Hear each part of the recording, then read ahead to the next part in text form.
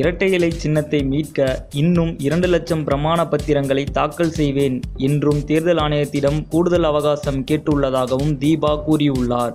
அதிமுக அம்மா அணியும் அதிமுக புரட்சித் தலைவி அம்மா அணியும் போட்டி போட்டு கொண்டு பிரமாண பத்திரம் தாக்கல் செய்துள்ளனர். இதுவரை லாரியாக பிரமாண பத்திரங்கள் தேர்தல் ஆணையத்தில் குவிக்கப்பட்டுள்ளன.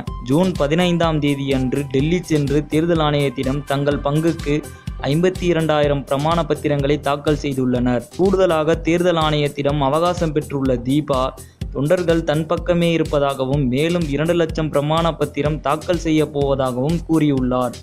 எனக்கு MP MLAக்கள் ஆதரவு இல்லைதான், ஆனால் லட்சக்கணக்கான தொண்டர்களின் ஆதரவு இருக்கிறது என்றும் கூறியிருக்கிறார் தீபா. ஜெயலலிதா மரணத்தில் இருந்து இதுநாள் வரை தன்னை மட்டுமே அதிமுக தொண்டர்கள் நாடி வந்து ஆதரவு தெரிவிப்பதாகவும் கூறியுள்ளார். இப்படியே போனால் இன்னும் எத்தனை லட்சம் பிரமாண பத்திரங்களை தாக்கல் செய்வார்களோ.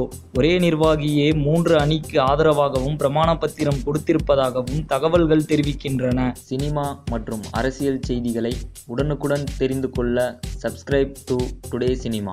டுடே சினிமா நேயர்களுக்கு நன்றி, வணக்கம். Please subscribe to today cinema.